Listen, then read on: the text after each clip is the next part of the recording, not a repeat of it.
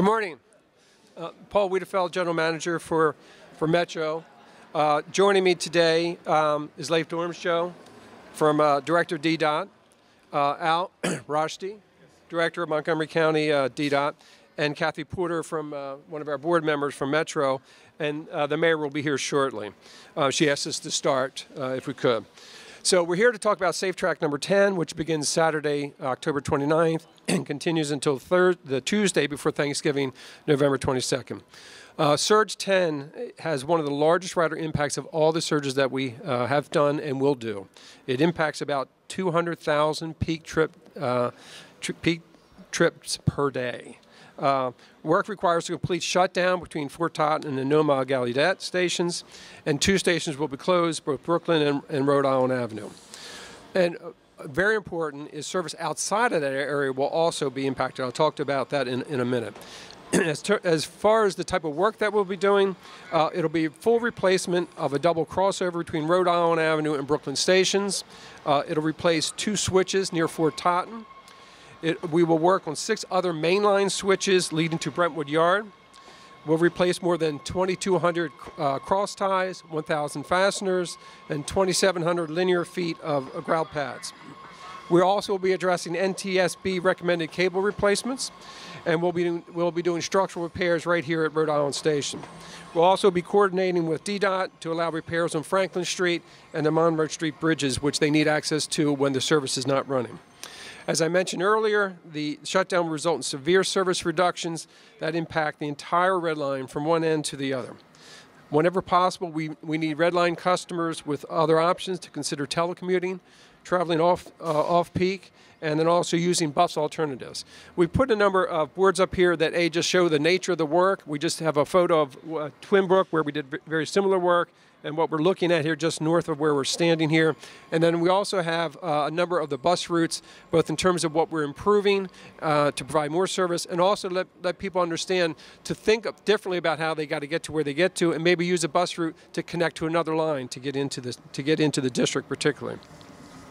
The Red Line trains will operate in 2 segments. On the east side of the Red Line, trains will run between Glenmont and Fort Totten every 10 minutes during the rush period. We recommend using the green and yellow line for trips into downtown. If you're on the Red Line, transfer at Fort Totten to do that.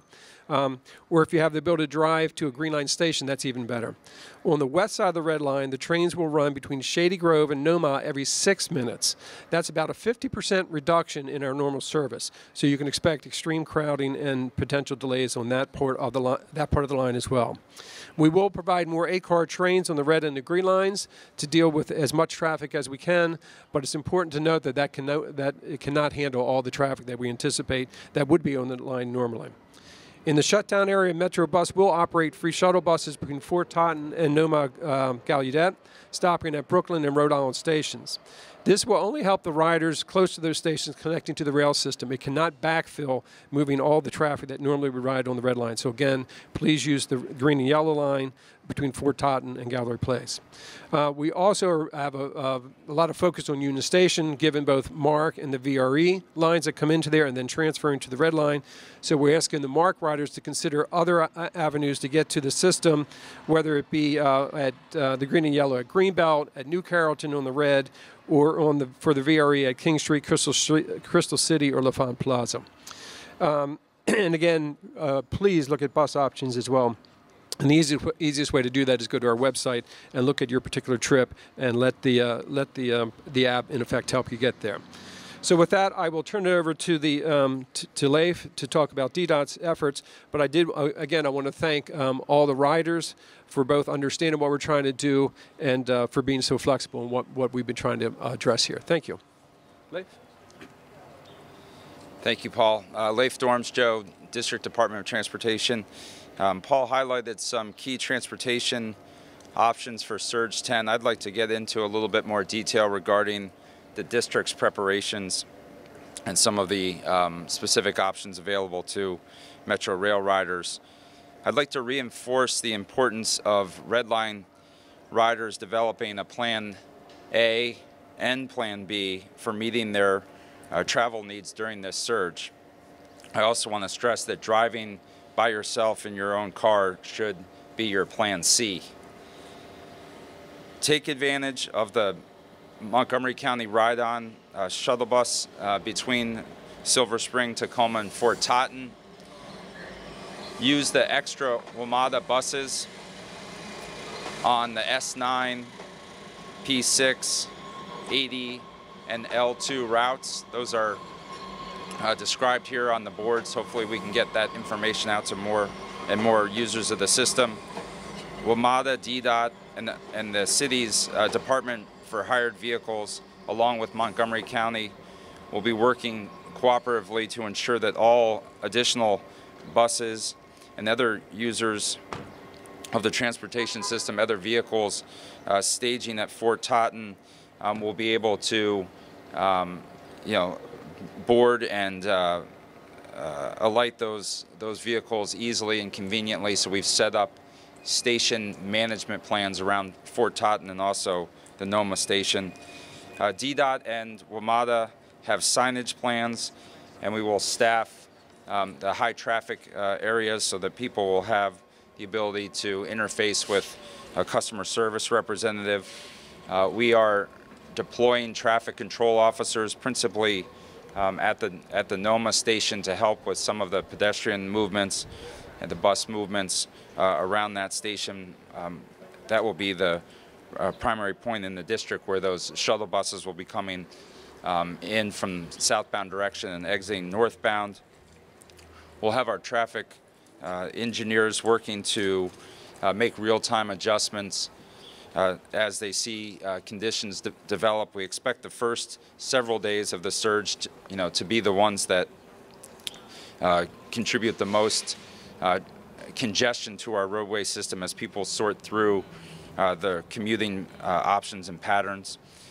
For those of you who can avoid the roads, please do use biking options, walking.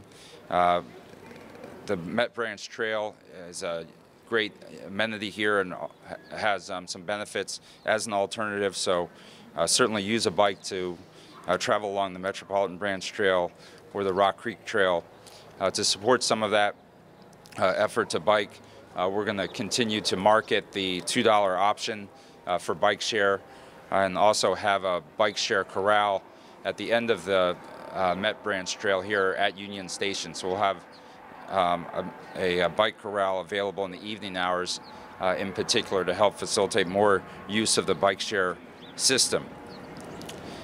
If you do drive, please give yourself more time to commute. This will help us manage the traffic. If you can shift your travel outside the peak hours, that would be very helpful.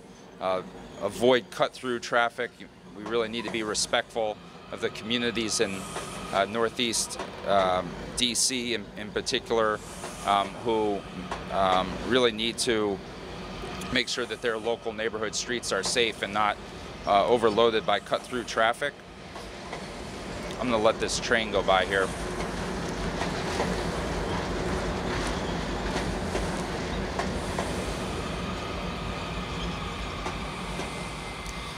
For the most part, we have not made changes to the traffic patterns during Surge 10. There have been some very limited changes that I alluded to at the NOMA Gallaudet Metro Station. In that case, we're going to implement one-way travel patterns on N and 2nd Street. This is directly adjacent to the station. This will help accommodate the staging of those shuttle buses. We encourage non-essential vehicular traffic to avoid N, 1st, and 2nd Streets, especially during the weekday rush hours. More broadly, along the arterial routes, we're going to continue to extend the no parking restrictions, that additional 30 minutes during the morning commute and 30 minutes during the evening commute. That's been in place since the beginning of the Safe Track effort. In addition to that, we've suspended the construction activities in the public right-of-way on key corridors like Rhode Island Avenue, Michigan Avenue, and South Dakota Avenue in an effort to eliminate construction-related interference and disruption in those areas. So as I said, if you have to drive, please give yourself extra time drive safely. Crashes and incidents on the roadways, even minor ones, can cause major traffic backups on a daily basis. So even on non-surge days, this is something to keep in mind to drive safely. But principally during this Surge 10 period, we want people to really concentrate on that. With that, I'd like to introduce my counterpart in Montgomery County DOT, Al Rushdie.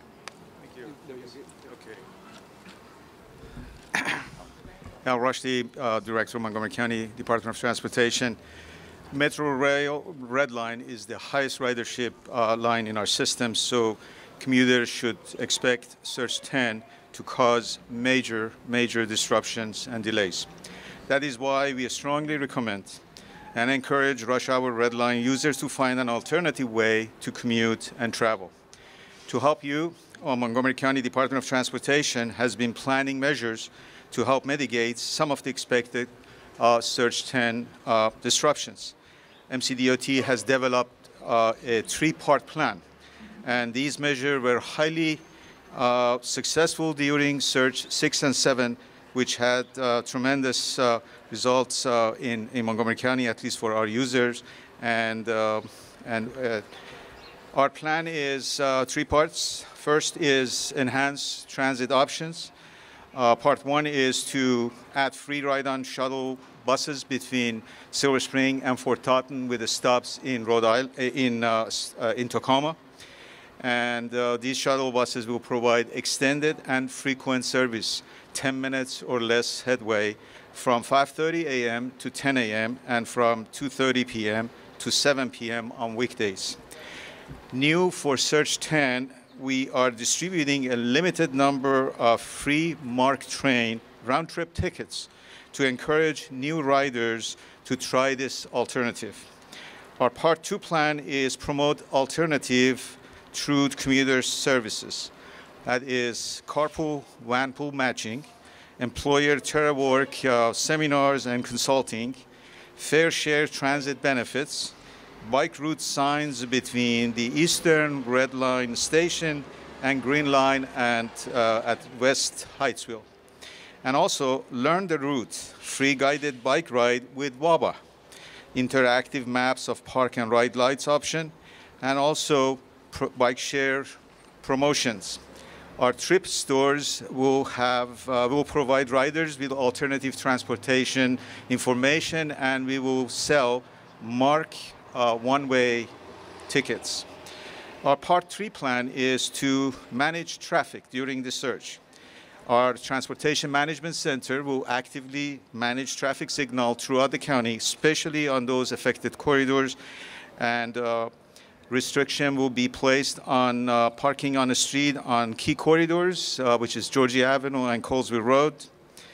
And we suspend all resurfacing and utility work on any of these affected corridors. We coordinate directly with Police Department on incident management, and Montgomery County Police will direct traffic at Silver Spring Transit Center to aid buses operation. My general advice to the public is use MARC train if possible, sign for carpool, vanpool through commuter connection, considering traveling during off-peak hours, and explore park and ride light options. Consider biking and using bike share. And finally, our Montgomery County website has plenty of information helping the commuters about different alternatives and what to expect, and with a lot more detail. And finally, the county's 311 center will have extended hours during the surge from 6 a.m. to 8 p.m. to help our commuters answering their question. With that, I will turn it over to Kathy, our board member.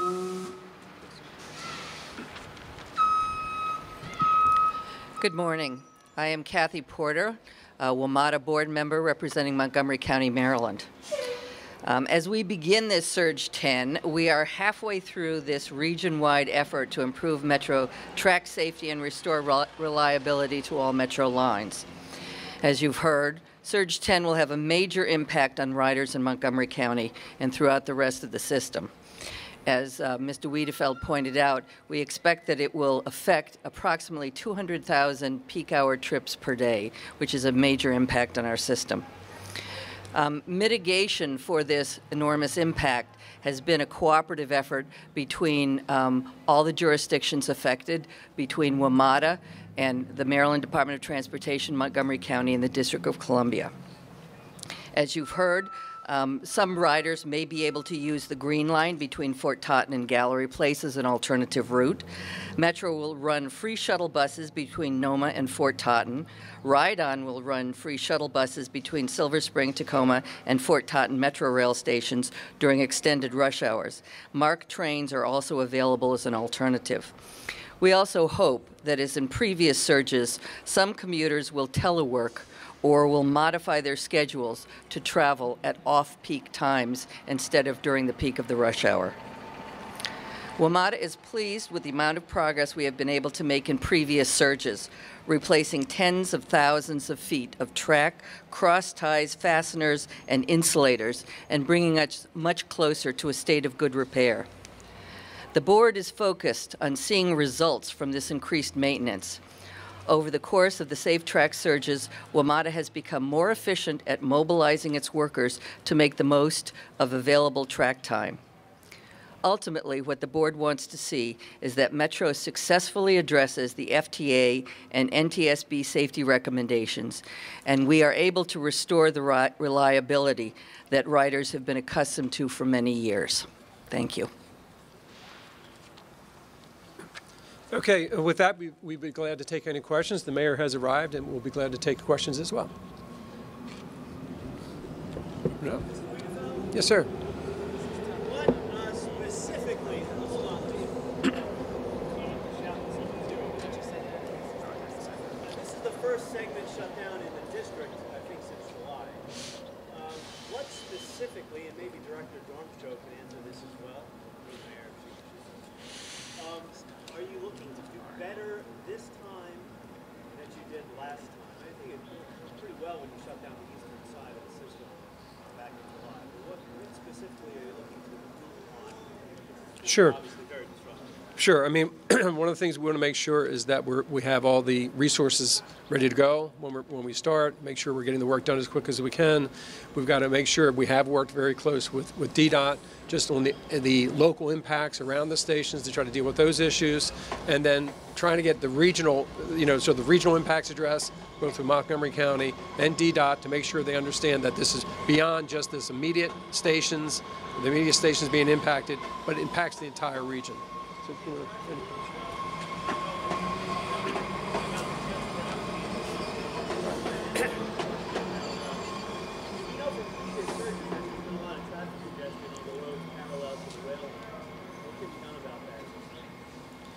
Well, I think the extra Metrobus service is a key component of this. Thankfully, we do have arterial routes that are very direct, and well served. And so I think the addition of those buses will be very helpful. We've noticed on the previous surges that there have been diversions to bus, and so I think that we need more of that. The carrying capacity of these vehicles on the rail side is gonna hit their max even before they get to that terminus station. So we're talking about thousands of more people, which would potentially need to be moved on to a bus. Was there anything the first time around that caught you off guard? Was it too optimally that you differently this time? Deployment of buses? I think we get better at this with each occurrence, and so these are tactical adjustments that are made once we start to see what the traveling public decides to do. But strategically, we're going back basically to the same tools that we've used in the past. But I think in this case, as Paul mentioned, it's an execution issue. If we get the shuttle buses moving, more efficiently, that'll be helpful. If people use those alternative bus routes, That'll be helpful. It's the cumulative effect of people making the decision to travel at a different time and travel in a different way.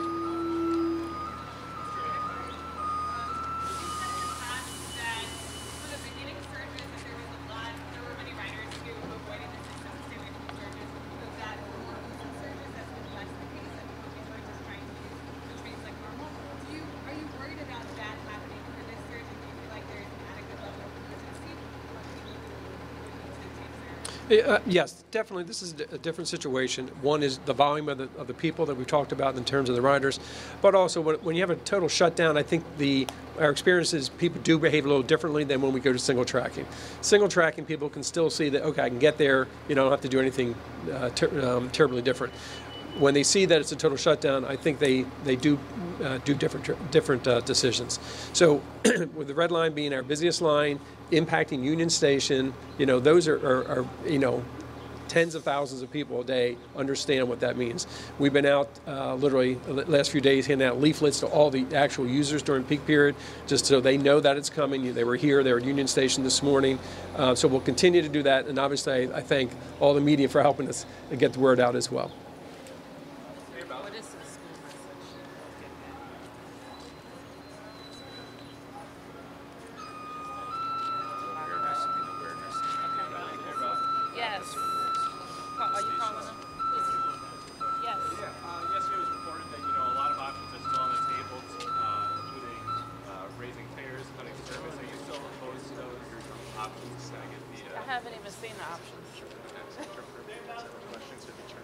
I'm sorry. There was a question about, you want to give the question again and I'll repeat it? Yeah, I mean, there was a report yesterday that fare increases are still on the table, service cuts, closing stations, that kind of thing. Do you remain opposed to those options? Well, I haven't said that I was, I don't know what you're referring to in me saying I'm opposed. What I've talked about being opposed to is the permanent, how should I say, ending late night service permanently and not just involve the Safe Track. So that's what you've heard me talk about. And I look forward to the general manager presenting a budget that serves our residents. And we in the District of Columbia are very committed to Metro. We know what Metro means. We wouldn't all be here talking about the impact of a 25-day shutdown if we didn't know how critical Metro was to our economy, not only in Washington, D.C., but for this entire region. Having said that, we know that the general manager and all of the board members have their work cut out for them. They are focused on safety and reliability, and they're also working in an environment where they see decreasing revenues. So in order to go back to the members of the council and the taxpayers of the District of Columbia and ask them for more money, we also are assured from Metro that we're going to see more progress on the safety and reliability fronts. I know I will add one thing that I thought I heard floated, and I'm not sure if the general manager is going to make this in his budget presentation, was a possible increase on bus riders that was not at the same proportion as it would be to rail riders. In other words, bus riders would pay a higher proportion of an increase. So that would be something that we would find unacceptable. Mayor Bowser, the general manager, as you just alluded, is expected to release his budget next week, and it is expected to have a mix of fare hikes, service cuts, and a higher jurisdictional subsidy. You did say in a news conference just a few weeks ago, the governors were there, that raising bus fares was a non-starter. He's saying there has to be spread pain. No, actually what I said was that bus riders shouldn't have to pay a higher increase than rail riders, and that is something that I will, if that is presented by the general manager, would be very concerning to us. But let me say one more thing about this surge. This surge is pretty, you asked about how it compares to others. We regard this as more significant than the closure we had in the District of Columbia before. We know the importance of the red line to our entire system. You've already heard about the connections that so many people make. I think you see here, and I'm grateful to see so many people from Montgomery County, my friends from Montgomery County who are here. A lot of the people who will be going through this route are starting off in the county, and so the additional services that are being offered there and getting people off of the red line, but not in single occupant vehicles, is what's going to help us. We also know that we have a lot of our school students that ride on this line, so we want to alert all DCPS students, all DC public charter school students, all private school students that use this to go across our borders, even to go to school, to please make a plan to get to school, the additional time that you're going to need. You may even find a one-seat bus ride to get you to school instead of getting on the red line. But we need people to start thinking about that right now. For DC residents and people who are visiting our businesses, this station is going to be closed. Brookland is going to be closed, the rail service, not the bus service. But these corridors, Rhode Island Avenue and all of Brookland, are going to remain open. And so I see some of our business representatives here as well. And bus service will continue, and we want to make sure people are connecting to businesses in Brookland and here along the Rhode Island Avenue corridor.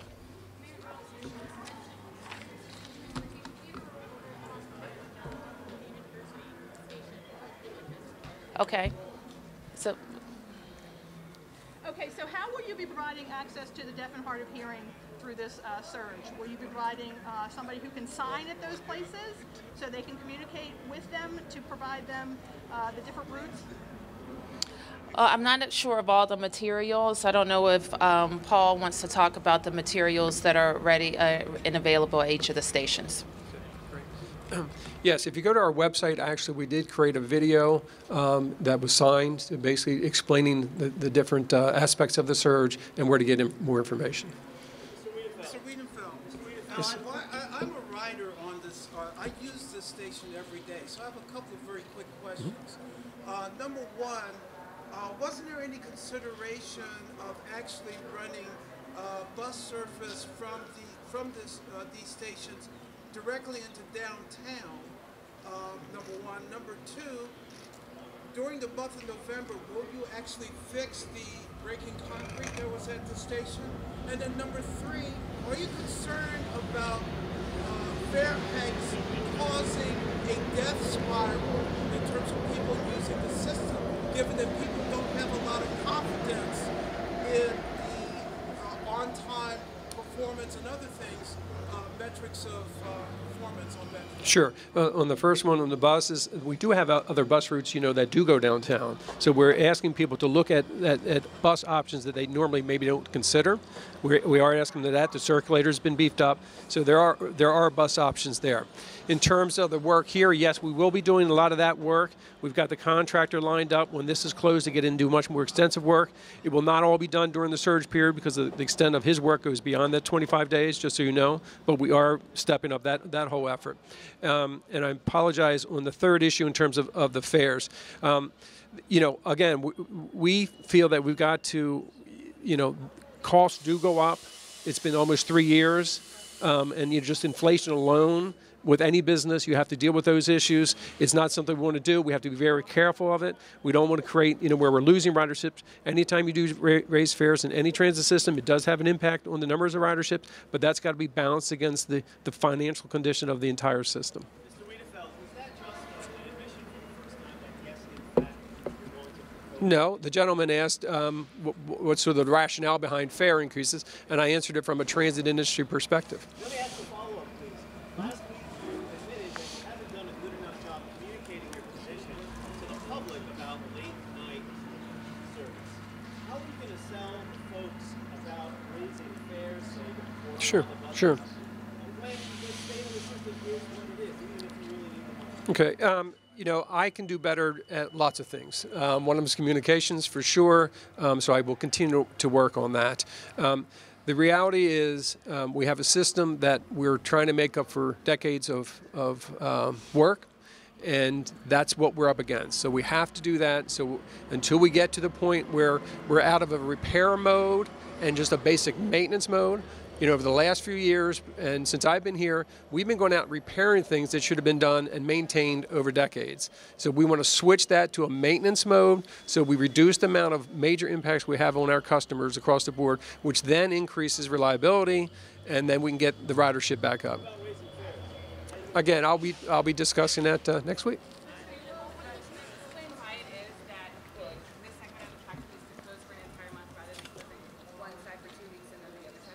Sure, I think it's that photo behind me right there. When you look at this type of crossover, you can see a twin book, what it would take to actually get the equipment in and out of there, what you're trying to do there. So that's the rationale. It's the same issue we had over at Stadium Armory.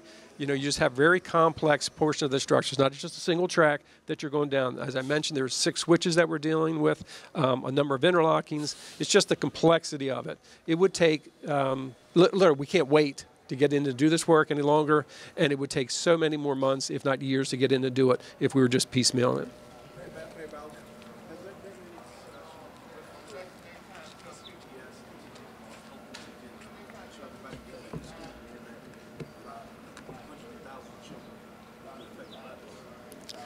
Yes, there's been discussion with DCPS.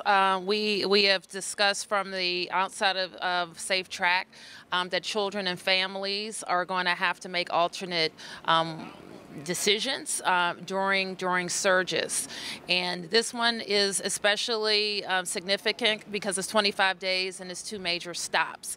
So we want to call attention to everybody to find out about the bus service that has been added, the shuttle service, and the additional time that they're going to need to get to school.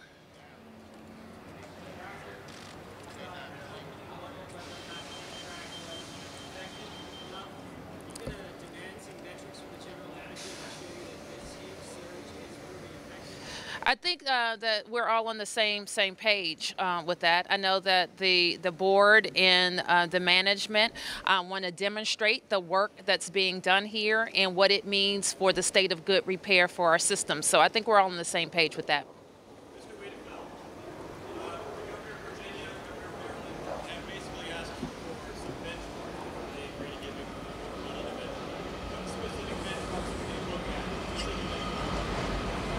Just wait 1 second.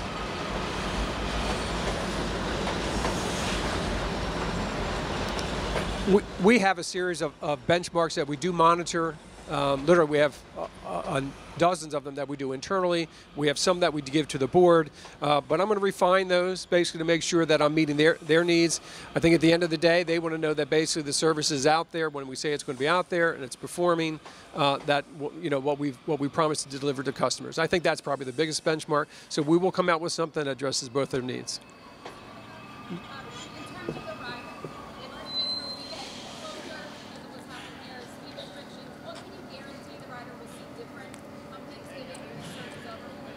Again, with all these surges, what we're doing is we're eliminating other things that could go really, really bad.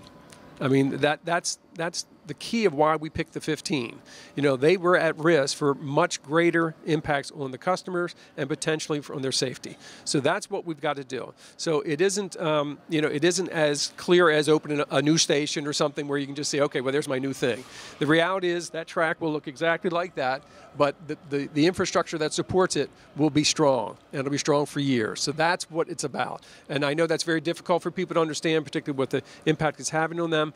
But when you don't do that for years and years and years, that's where you find yourself. So we've got to get ahead of that curve, and that's why we're doing this project. Thank you so much.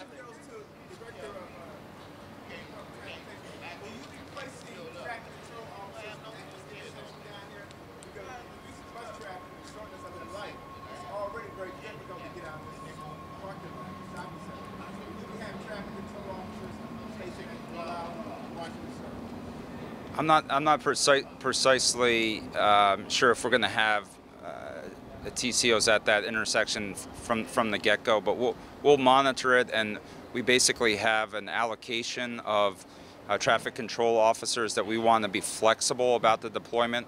So if there's a need for point control, having a human there to coordinate the movement of buses and pedestrians, we'll have someone there. But we're right now kind of finalizing what those assignments are gonna be. But we'll take that into consideration as we pull that together. So I appreciate the question.